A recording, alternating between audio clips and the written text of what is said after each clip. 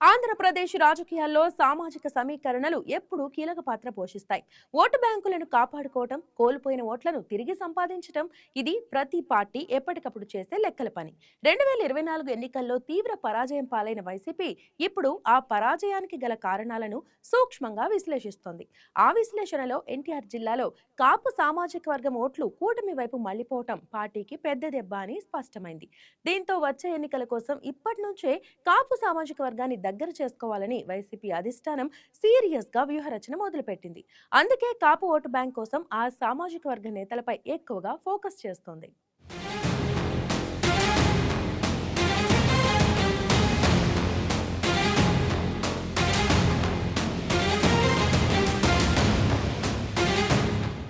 ఎన్టీఆర్ జిల్లాలో ముఖ్యంగా విజయవాడ నగరంలో కాపు సామాజిక వర్గం ఓటు బ్యాంకు చాలా బలంగా ఉంది.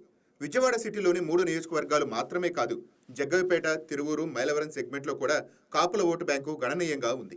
ఈ నియోజకవర్గాల ఫలితాలను 2019, 2024 ఎన్నికల కోణంలో విశ్లేషించిన వైసీపీ అధిష్టానం అక్కడ కాపు సీట్లు భారీగా జనసేన వైపు, అక్కడ నుంచి కూటమి పార్టీలైన టీడీపీ, బీజేపీ వైపు ట్రాన్స్ఫర్ అయ్యాయని గుర్తించింది.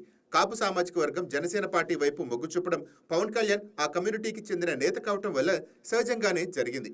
ఆ జనసేన ఓట్లు పొత్తు కారణంగా కూటమిలోని మిగతా 2 పార్టీలకు కూడా కలిసి వచ్చాయని వైసీపీ స్థానిక నేతలు విశ్లేషిస్తున్నారు.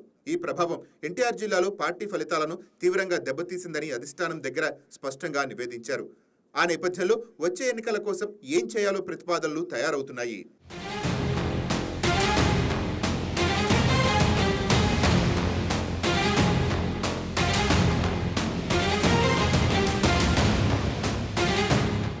కాపు సామాజిక వర్గాన్ని దగ్గర తీసుకోవటంలో వైసీపీకి గతంలో కొంత అనుభవం ఉంది. 2014 ఎన్నికల్లో పార్టీ అధిష్టానం 2 కీలక నిర్ణయాలు తీసుకుంది.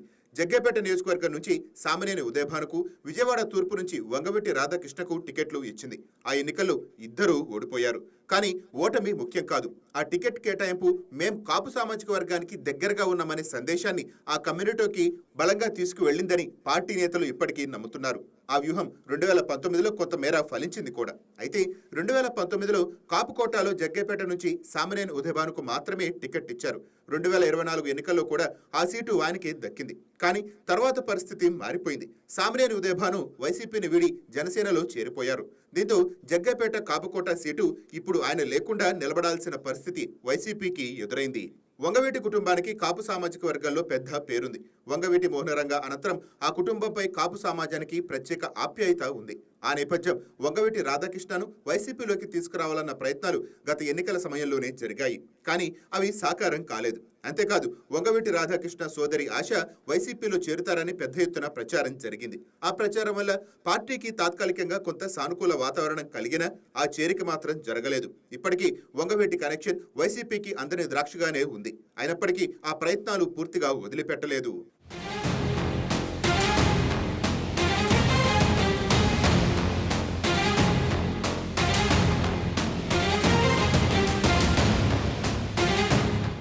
ఎన్టీఆర్ జిల్లాలో కాపు సామాజిక వర్గాన్ని దగ్గరగా చేసుకోవటానికి ఉన్న అత్యంత ఆచరణాత్మక మార్గం విజయవాడ నగరంలో ఒక టికెట్ కాపు అభ్యర్థికి ఇవ్వటమేనని స్థానిక నాయకత్వం పదే పదే అధిష్టానం దృష్టికి తీసుకువెళుతోంది. సిటీలో ఒక సీట్ ఇస్తే మొత్తం 3 నియోజకవర్గాల్లో కాపు ఓటు బ్యాంకు వైసీపీ వైపు మళ్లుతుందన్న విశ్లేషణ ఉంది. ఈ వాదన వెనుక బలమైన లాజిక్ కూడా ఉంది.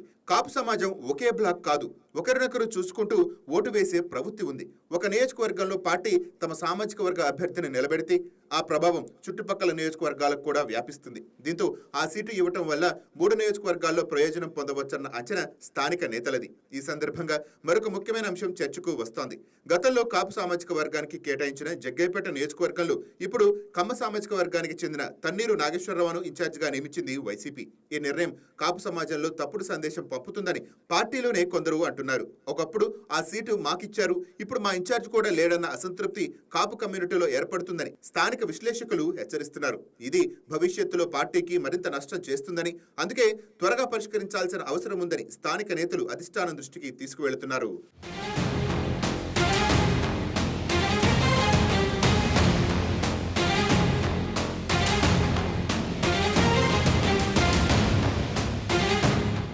ఈ నేపథ్యంలో వైసీపీ అధిష్టానం ఎన్టీఆర్ జిల్లాలో ముఖ్యంగా విజయవాడ నగరంలో కాపు సామాజిక వర్గానికి చెందిన బలమైన నేత ఎవరున్నారన్న అంశంపై దృష్టి పెట్టింది.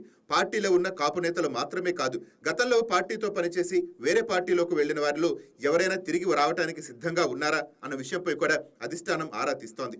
పార్టీలో ఇప్పటికే ఉన్న కొందరు కాపు సామాజిక వర్గ నేతలు కూడా మేం లైన్లో ఉన్నామంటూ అధిష్టానం దృష్టికి తమను తాము తీసుకువెళ్లే ప్రయత్నాలు చేసుకుంటున్నారు.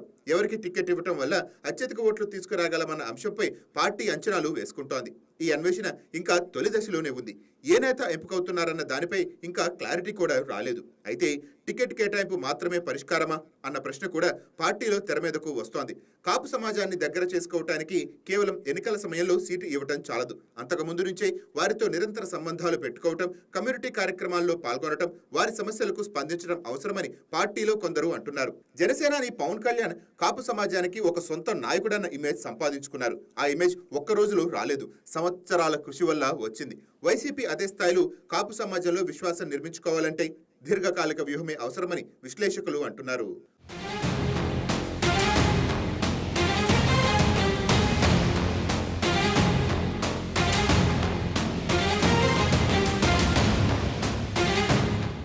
వైసీపీ ముందున్న అసలు సవాలు కాపు ఓట్లను తిరిగి తెచ్చుకోవటం మాత్రమే కాదు. పవన్ కళ్యాణ్ ఇప్పుడు కేంద్రంలోనూ రాష్ట్రంలోనూ పదవుల్లో ఉన్నారు.